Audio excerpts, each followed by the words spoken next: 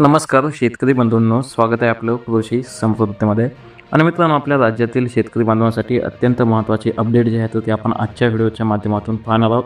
कारण की जी आता कर्जमाफीची रक्कम आहे तर ती आपल्या शेतकरी बांधवांच्या खात्यामध्ये जी आहे तर ती लवकरच जमा होणार आहे.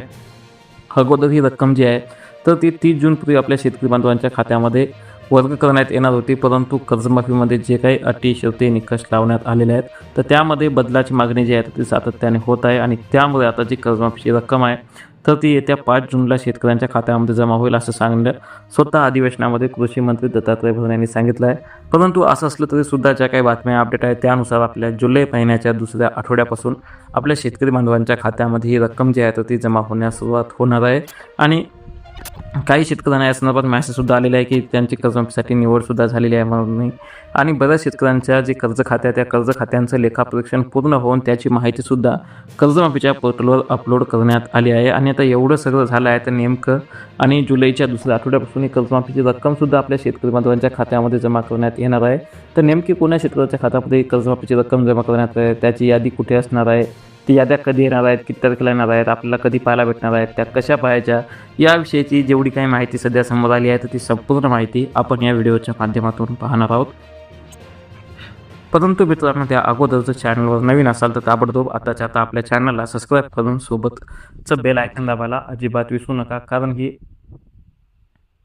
आता या कर्जमाफी योजनेसाठी पात्र ठरलेल्या लाभार्थी शेतकऱ्यांच्या याद्या ग्रामपंचायत, तलाठी कार्यालय, बँका, विकास संस्था आणि जे आपल्या गावातील CS सेंटर असतील किंवा आपल्या जवळचं जे आपले सरकार सेवा केंद्र असेल किंवा जे काही कर्जमाफीचं ऑनलाईन पोर्टल आहे या सर्व ठिकाणी जे आहे तर त्या प्रसिद्ध करण्यात येणार आहे. आणि यामुळे आपल्या शेतकऱ्यांना त्यांच्या नावाची पडताळणी करता येणार आहे.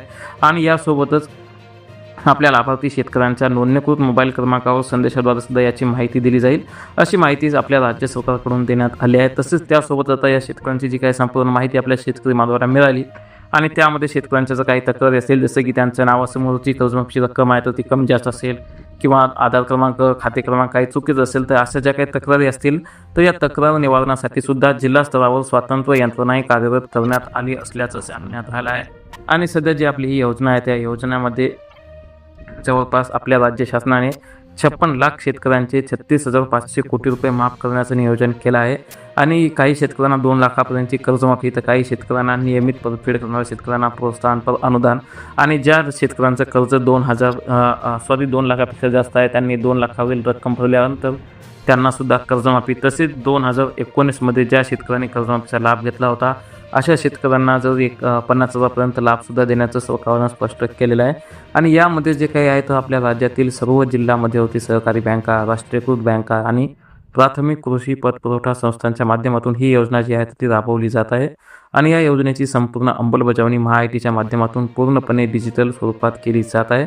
आणि मित्रांनो, यासाठी आपल्या योजनेचा लाभ घेण्यासाठी आपल्या शेतकरी बांधवांचं जे आधार कार्ड आहे तर त्याच्या कर्ज खात्याला जे आहे तर ते आधार संलग्न करण्याचं आवाहनसुद्धा सहकारी विभागाकडून करण्यात आलेलं आहे.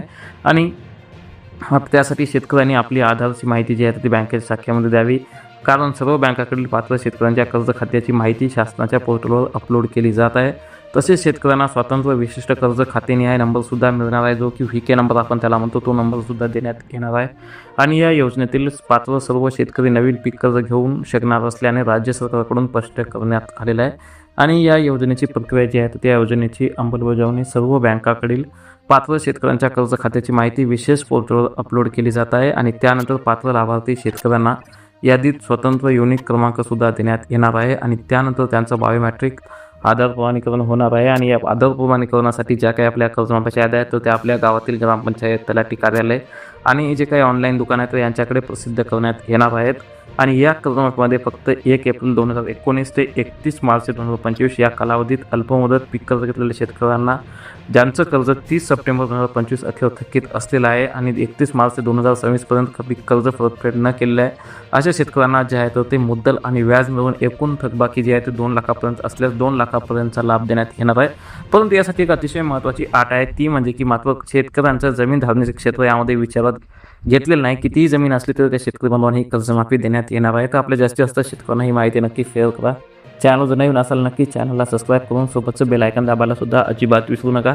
भेटू एका नवीन व्हिडिओमध्ये. तोपर्यंत धन्यवाद. जय हिंद, जय महाराष्ट्र, जय जवान. मित्रांनो, पावसाळा सुरू झाला की एक गोष्ट नक्की होते. एक होता नेमकं रात्री जेवताना, मोबाईल चार्जिंगला लावलेला असताना किंवा मुलं अभ्यास करत असताना लाईट जाते. पण आता त्या काळजीला फुल स्टॉप. फ्लिपकार्टवर 400 ते 500 रुपयामध्ये मिळणारे हे इमर्जन्सी बल्ब्स वीज गेल्यानंतरही 3 ते 4 तास उजेड देतात. एव्हरेडी, हॅलोनिक्स, बजाज आणि पॅनासॉनिक हे 4 जबरदस्त पर्याय आहेत. एकदा चार्ज झाले की लाईट गेल्यावर आपोआप सुरू होतात आणि संपूर्ण खोली उजळून टाकतात. पावसाळ्यात वारंवार लाईट जात असेल तर हा छोटासा खर्च तुमची मोठी अडचण दूर करू शकतो.